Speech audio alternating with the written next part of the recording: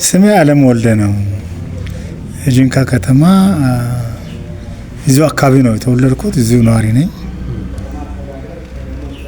እና አሁን እኔ አንዳንድ ነገር ልገልጽ የምፈልገው ነገር ቢኖር ስለ በ1949 ዓመተ ምህረት ነው ጂንካ ከተማ ተቆረቆረችው። ማለትም 1949 ዓመተ ምህረት ስትቆረቆር በአብዛኛው የኢትዮጵያ ሕዝቦች ከዚህ በፊት አይተ እንደሆነ ጭንቻ ላይ፣ ባኮ ላይ፣ ግዶሌ እነዚህ ደጋዎች ከፍተኛ ቦታ ላይ ናቸው። ዝቅተኛ ቦታ ላይ ከተማ መሰራት ሲጀምር የመጀመሪያዋ እዚህ አካባቢ እቺ ቆላ ናት። እዚህ አካባቢ ነው ጂንካ ከተማ ተከተመችው። ጂንካ ከተማ በምትከተምበት ጊዜ ትራንስፖርት አገልግሎት አውሮፕላን ብቻ ነበር። አውሮፕላን ከጅማ ይመጣል፣ ከአርባ ምንጭ ይመጣል፣ ከጎፋ ይመጣል። በዚህ በቃ እዚህ ሌላ የየብስ ትራንስፖርት የለም። የየብስ ትራንስፖርት ምናልባት ከዚህ አርባ ምንጭ ለመድረስ ወይም አዲስ አበባ ለመድረስ 7 ቀን 8 ቀን የሚፈጅ ጊዜ ይወስዳል። ኤኒትሬ የሚሄድበት በኤኒትሬ ሰው የሚንቀሳቀስበት ነው። አብዛኛው ሰው ግን በእግር ነው የሚሄደው። የእግር ትራንስፖርት የነበረበት አውሮፕላን ግን በተወሰነ ጊዜ የመጣ ዳኮታ የመጣ የሚያርፍበት የተከተመች በዚህ አይነት ሁኔታ የተከተመች ከተማ ናት። በዚህ አይነት የተስፋፋች ከተማ ናት። እያለች ከተማዋ ከቦታው አቀማመጥ ጋር ለህብረተሰቡ ኑሮ ምቹ ከመሆኑ ጋር የተነሳ እያለች የሰፋች ከተማ መጣች። ከተማዋ በፍጥነት ማደግ የጀመረችው ከአርባ ምንጭ ጂንካ የመንገድ ትራንስፖርት የየብስ ትራንስፖርት በሚከፈትበት ጊዜ ነው። ከዛ ጊዜ ጀምሮ በፍጥነት እያደገች መጣች። እነዚህ አሁን በተለይም ያነ ገለብና ሐመር ባኮ አውራጃ ተብላ ነበር የምትጠራው። ገለብና ሐመር ባኮ አውራጃ ተብላ የምትጠራው የገለብና ሐመር ባኮ አውራጃ ዋና ከተማዋ እዚህ ጂንካ ሆኖ እዚህ ሌሎች ዙሪያው ጋሞ ጎፋ ውስጥ ሆኖ ጋሞ ጎፋ ውስጥ 22 አውራጃዎች ስለሆኑ ከ22 አውራጃ ውስጥ አንዷ እቺ ሆና በስሯ 5 ወረዳዎች የነበሩባት ናት። 5 ወረዳዎች ናቸው፣ 4 ወረዳዎች ናቸው። ማለትም የሳለማ የሙርሲ ወረዳ ነበር ያና የሚባለው። ድመካና ቀይ አፈርን አንድ ላይ ያካተተ አንድ ወረዳ አለ። ገለብ ወረዳ አንድ አለ። እዚህ ባኮ ጋዘር ትባላል። 4 ወረዳዎችን ያካተተች አንድ አውራጃ ነበረች። ሌሎቹም በጋሞ ጎፋ ውስጥ ያሉ 22 ወረዳዎች ውስጥ እንደዚህ በየራሳቸው ስር ምን ነበራቸው? በአውራጃዎች ስር ወረዳ ነበራቸው። ስለዚህ በዚህ አይነት ተዋቀረች ናት። በዚህ አይነት ተዋቅራ እያለች ለእድገቷ መነሳትና በፍጥነት ጂንካ እንድታረግ ያደረገው በአዲሱ የሀገሪቱ አደረጃጀት ኢትዮጵያ እንግዲህ ስለ ኢትዮጵያ ትንሽ ላንሳልህና ማነሳ ሀገር ጠቅላይ ግዛት ነበር አይደለ? 12 ጠቅላይ ግዛት ነበረ። ከዛ በኋላ 14 ክፍለ ሀገር ነበረ። 14 ክፍለ ጠቅላይ ግዛት በነበረችበትም ጊዜ በጋሞ ጎፋ ውስጥ ነበረች። ያነ ጋሞ ጎፋ ነው ባለው ክፍለ ሀገር በነበረችበት ጊዜ ሚኒስትሩ አስተዳደር አካባቢ በሚባልበት ጊዜ በ16 አስተዳደር አካባቢ ኢትዮጵያ ስትከፋል የማደግ ዕድሉ አሰፋ። ይሄ ደቡብ ኦሞ ዞን ተብሎ አንድ ዞን፣ ሰሜን ኦሞ ጋሞ ጎፋ ራሱን ዞን ከኛ ተገንጥሎ ሰሜን ኦሞ ተባለ። በዚህን ጊዜ ዞን ስትሆን የዞን ከተማ ሆነች። የዛን ጊዜ ነው አቶ ተፈራ እንዳለው በዛን ጊዜ እኔም ራሴት ከማይከል ነው ተመድቤ የመጣሁት ማለት ይቻላል። ኢሰፓ ስዋቀርና በዞን ደረጃ አስተዳደሩ ስዋቀር የዞኑ ፓርቲ እና የዞኑ አስተዳደር ለሁለት ተከፍሎ ተዋቀረ።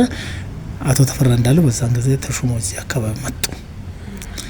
እሳቸው ከመጡ በኋላ በመጀመሪያ አክቲቭሊ ሲንቀሳቀሱ በፍጥነት ሲንቀሳቀሱ የነበሩት የቴሌኮሙኒኬሽን አገልግሎት እዚህ አካባቢ እንዲኖር፣ ከተማዋ ደግሞ ጽዱ ነው እንድትሆን ከፍተኛ ትግል ያደረጉ አስተዳዳሪ ነበሩ። ከዛ በኋላ የመሬት ምርትን የመሬት መስፋፋት ለረጅም ጊዜ ግልጽ ባልሆነው ሁኔታ ታግዶ የነበረው በአጠቃላይ ከተማዋ ተመራች። በቦታ የአርክሻም በዛን ጊዜ ነው ምርቱ የተጀመረው። ያ ሁሉ ይሄ አርክሻ ነጭ አካ ነበረ። አውሮፕላን ሜዳ ጫፉ ላይ በታች ሰው አይከድም ነበረ። በጣም ሽፍታ አካባቢ የነበረበት ነው። ይሄም ለሰው ህይወት አስጊ የነበረበት አካባቢ ነበረ። ይሄ ከተማው ተከተመ፣ በየቦታው ተመራ። ከተማው በፍጥነት አደገች። መንገድ ትራንስፖርቱም ከጂንካ አርባ ምንጭ ያለው መንገድ ትራንስፖርትም ተሻሻለ። የአውሮፕላን አገልግሎትም አብሮ ነበረ። አስተዳደር መዋቅሩም ተጠናከረ። ከተማዋም ሰፋች።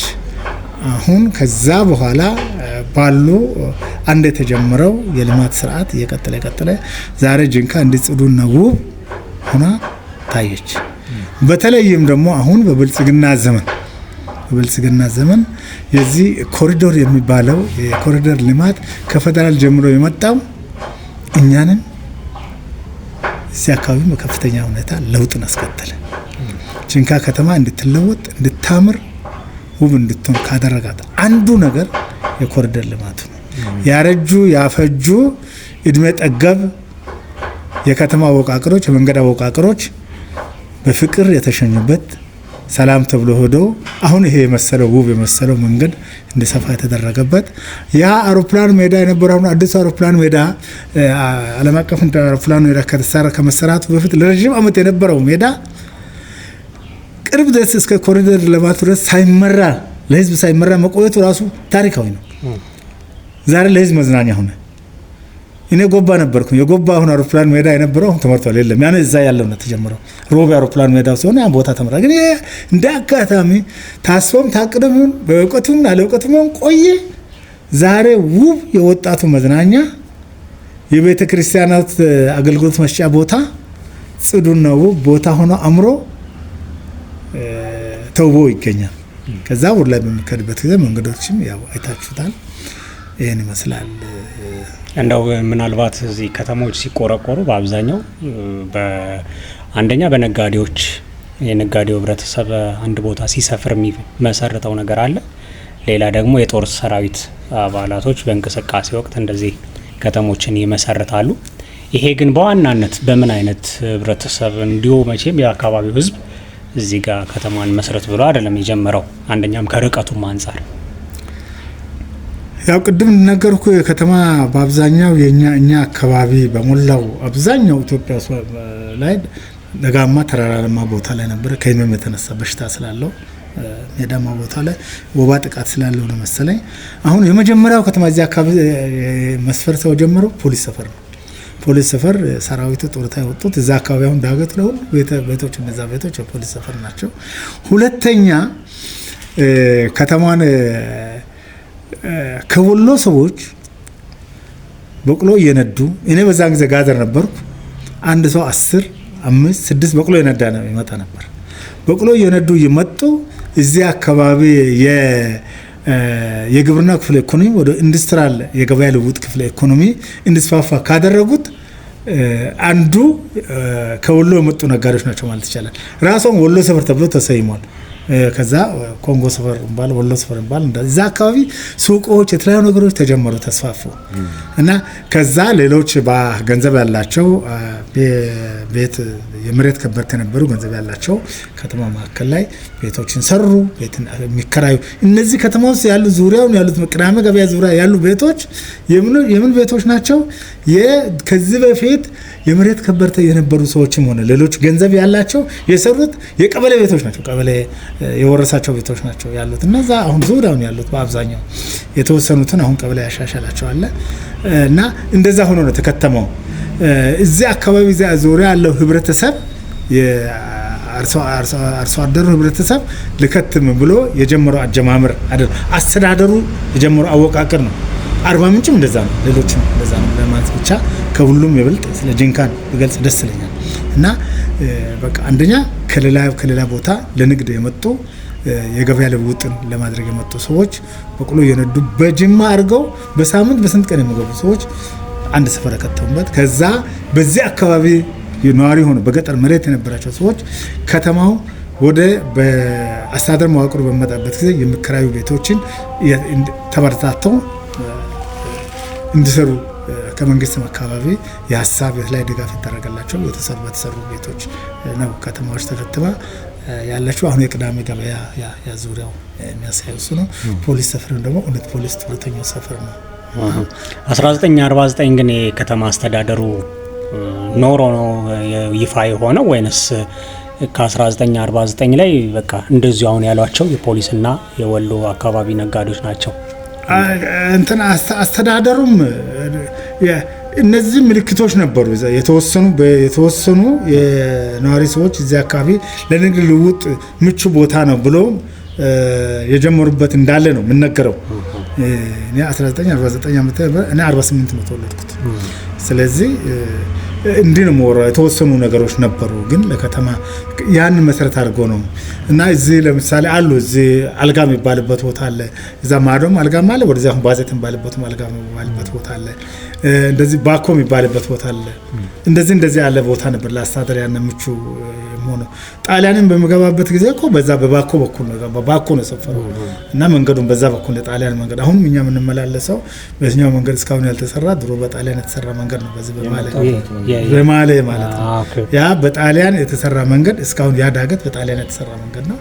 ያው ያንን ትንሽ ተሻሻለ እንጂ በዛ የጣሊያኑ መንገድ ኦሪጂን ካል ነበር የሚመጣው ወደ ባኮ ነበር የሚሄደው፣ ወደ ተራራው ላይ እንደዛ ነበር የሚሄደው። ግን መንግስት ቤት አሁን አንዳንድ ቦታ ላይ ለምሳሌ ታርጫን ብትወስድ መንግስት ከትሞ ነው ሰው መንግስት ይሄ አስተዳደር አካባቢ ይሁን ብሎ ከመረጠ በኋላ ነው ሰው እየገባ እንትን ያለው። ጥቂት ሰዎች ሊኖሩ ይችላሉ። ግን ይሄ እንደሚገባኝ እንደ ብልጭ አንዳንድ ቦታ ላይ ለከተማ ለነዋሪነትም ሆነ ለንግድ ስራ ምቹ መሆኑን አመልካች የሆኑ የተለያዩ ሰዎች እንትን ያሉ ይመስለኛል። ከዛ በኋላ አሁን የመንግስት መዋቅር በመጣበት ጊዜ ነው የተጠናከረው። እዚህ አካባቢ የመንግስት መዋቅር ሳይመጣ በፊት ከሌላ ቦታ የመጡት ተደራጅተው ሰፍቶ ሊኖሩ የሚችሉበት ምቹ ሁኔታ አለው ይባላል። የለም። ለምን? ዙሪያው አርብቶ አደር ስለነበረ ያን የአርብቶ አደር ግጭቶች አሉ አይደል? ከሌላ ቦታ አሁንም አሉ። ያን ጊዜ እንደውም እዚህ ኮነሪ ወንዝ ድረስ ግጭቶች አሉ። ሰዎች መጥተው ይዘርፋሉ፣ ይተኩሳሉ፣ ምን ላሉ። ስለዚህ የመንግስት መዋቅር የፖሊሱ ኃይል ተጠናክሮ ሲገባ ነው ሌሎች ሰዎች አብሮ ገቡ ሊያሰኝ የሚችሉ ተጨባጭ ቦታ የሚያሳየው ነገር አለ። እስካሁን ድረስ ካለው አንዳንድ የጠረፍ አካባቢ ካላቸው ተላይ አርብቶ አደሩ ጋር ካላቸው ግጭቶች የተነሳ ያኔ እዚህ በጣም እዚህ ተራራዋ እቺ ተራራ ሽፍታ አለባት ተራራ ነበር። ምንድን ነው የምትባለው ተራራው? እቺ ጎርጎቻ አለ ሽፍታ አለ። እንደኮነ ስሙ ይጠቀሳል። ሸሎካ ይዛ ነው ምናምን የተባለ ማስፈራሪያ ነበር። ልጆች እያለን እንፈራ ነበር። እዚህም ዙሪያው እንደውም አንድ ምሳሌ ብነግርህ ነሪ ወንዝ ዳር ከፍቶች ውሃ በመጠጡበት ጊዜ ተራ በተራ ፖሊስ ሽፍት የተደረገ በመንግስት ይመደብ ነበር። እዛ ተመድበው የሚሰራው አንድ ወታደር 10 አለቃ አውቃቸዋለሁ። ስግዶ ዶቦ ይባላሉ። የዳሰሪሽ ልጅ ናቸው። በእንትን ነው በዘራፊዎች ናቸው ገደሉት። እዚህ አካባቢ ያሉት ያው አርብቶ አደሩ ስበር ስላለ። ስለዚህ ያን ጊዜ ህዝቡ ከከተመ በኋላ ነው መንግስት መዋቅር የተጠናከረው ማለት አይቻልም። መንግስት መዋቅር አጠናከር እንዲመጡ ምቹ ሁኔታ ከፈጠሩ አንዱ የመንግስት ስትራክቸር በኃይል ያለው ነው ብሎ ማለት ይቻላል። መልካም። ምናልባት 1949 በዳኮታዎች አውሮፕላን ሲመሰረት አሁን ያለው ሜዳ ምንድን ነበረ በፊት? ያ አውሮፕላን ሜዳ የምትባለው አሁን ያለው ቦታ ዋናው መቼ ነበር ወደዚህ ተዘዋወረው? እኛ አሁን ዓለም አቀፍ አውሮፕላን ሜዳው ባይጽማል ነው የሚባለው። እዛ ምንም የለም። ያ እዛ ያርብቶ አደረገው የቅርብ ጊዜ ምን ያህል አመት ይሆናል እሱ? እንደ ስንት ነው? እንደ 4-5 አካባቢ ነው እንደዛ አካባቢ። ስለዚህ እስከ ቅርብ ጊዜ ድረስ ዳኮታዎች ከተማ ውስጥ ያርፉ ነበር ማለት ነው። የኤፍሲ ትራንስፖርቱ ሲጠናከር የአየር ትራንስፖርቱ የደከመ የመጣበት ነው። እስከ እንትን ድረስ በደንብ ይመጣ ነበር። እስከ ደርግ ማብቂያ ድረስ ይመጣ ነበር። ኢህአዴግ በነበረበትም በመጀመሪያ ዘመኖች በጣም ሰርቷል አውሮፕላኑ። ከዛ በኋላ የኤፍሲ ትራንስፖርቱ ሲጠናከር የአየር ትራንስፖርቱ እየወጣ ዓለም አቀፍ ለቱሪስቶች ማረፊያ ለተለያየ ስራ ተፈላጊ ሆና ስትገኝ እቺ አካባቢ በጣም ብዙ የውጭና የሀገር ውስጥና በተለይ የውጭ ዜጎች ይህንን ለቱሪስት ስራ እየፈለጉ በመጡበት ጊዜ ያንንም መሰረት ያደረገ ለሁሉም ለዓለም አቀፍ ግንኙነቶች ይጠቅማል በሚል የህብረተሰቡን ጥያቄ ነበረ። የመንግስትም ከፍተኛ ትኩረት ነበረ። አሁን አዲሱ ባይጽማል ላይ ትልቅ አውሮፕላን ምናምን ሰራው። እንደዛ ነው። ምናልባት አንዳንድ ጊዜ ከተሞች ሲመሰረቱ ትልቁ ነገር በተለይ ደግሞ የአረብ ነጋዴዎች በንግድ ምክንያት ከተሞችን የማስፋፋት በተስፋፉ ከተሞች ላይ የመገኘት ነገር አለ። ይሄ ደግሞ ለድንበርም ቅርብ እንደመሆኑ ምናልባት የውጭ ዜጎች ኬንያ የሚሆኑ ደቡብ ሱዳናውያን ወደዚህ ከተማ መጥተው አስተዋጽኦ ያደረጉበት ታሪክ ይኖር ይሆን? የአረብ ሱቅ የሚባል እንደነበረ ትዝ ይለኛል። የአረብ ሱቅ እንደነበረ እዛ ቅዳሜ ገበያ አካባቢ የአረብ ሱቅ እንደነበረ፣ ግን እንዲህ በጣም የተስፋፋ ሳይሆን የተወሰኑ የአረብ ሱቆች እንደነበሩ ነው የምታይ። በዚህ አይነት ሁኔታ እንደነበሩ የሚያመለክቱ ነገሮች አሉ እንጂ ሌላው እንትን የለም። ሌላው የስጋት ኤሪያ እንደነበረ ነው የምገምተው። ለምን ብትል እኔ በህይወቴ ባለሁበት ጊዜ ያን ይፈራ ነበረ። ወደዛ ወደ ታች ወደ ወንዙ ጋር ወደ ነሪጋ መሄድ ወደ ምን መሄድ ከብቶች ተዘርፎ ይሄዳሉ። ከዚህ እኮ ነው እዚህ ተዘርፎ ይሄዳሉ፣ ከዛ ይመጣሉ። ስለዚህ ከተማው ስለዚህ ስጋት እንደዚህ ድፍረት ያለበት አይመስለኝም። አሁን ቅዳሜ ገበያ አሁን ያለበት አካባቢ ላይ ግን ሞቅ ያለ የገበያ ልውጥ ያለበት አካባቢ ነው። ብቻ ለገበሬው ምርት ማቅረቢያ ቦታ ነበረ። ዙሪያ ለገበሬው እዛ ምርት ማቅረቢያ ቦታ ነበር። አሁን ብታልፍ ቅዳሜ በጣም ተወጠረ። ገበሬው ያመጣል ምርት ማቅረቢያ ቦታ ነበረ። እዛ ልውጥ ስራ የሚሰራበት ቦታ ነበረ። ስለዚህ በጥቂቱ የአረብ ሱቅ እንደነበረ ነው። ስንት ቀበሌ ነው ያለው? በፊት ሲቆረቆር ስንት ቀበሌ ነበር? አሁን ምን ያህል? ጂንካ በምትቆረቆርበት ጊዜ 01 እና 0 አንድ ቀበሌ ነው የምኖረው። አንድ ቀበሌ ነው የምኖረው። በእርግጥ በደርግ ጊዜ ማለትም 1970 ዓመተ ምህረት ትዝ ይለኛል 02 ቀበሌ ነው የወጣቶች ሊቀመንበር ነበርኩኝ። 01 እና 02 ቀበሌ ነበረ። አሁን ነው የተስፋፍቶ። አሁን አጠቃላይ ስንት ነው? አሁን ወደ 6 ቀበሌዎች ናቸው ያሉት። 6 ቀበሌዎች ናቸው ያሉት። እዛ በተነዳ እዚህ አርክሻ አለ፣ አርክሻ አለ፣ መሀል አራዳ አለ፣ ወደ ፖሊስ ሰፈር አለ፣ ጠነዳም አለ፣ ወደታች ወደ ኮንኮ ሰፈር አለ። አሁንማ በጣም ተስፋፍቷል እንጂ አሁን ወደ ነኩሬ ተካተዋል፣ እነ ባጭማል ተካተዋል። እዚህ እኮ አሁኑ ከተማው ስፋት እኮ ከዚህ ከጎርጎቻ ተራራ እንዲያውም ከጎርጎቻ ተራራ ጫፍ ጀምሮ ይመጣና የባኪ ወንዝን አድርጎ በዛ የኩረን ቀበሌ አካቶ ዞሮ የካይሳ በካዳውላ ወረዳን ሀፉን ይዞ በጣም ከፍተኛ አሁን በጣም ሰፍቷል ከተማ። ግን አልጨመረም። በክፍለ ከተማ ደረጃ ወደዛ ገና ለማሳደግ የተካሄደ ነው። ለዛ ነው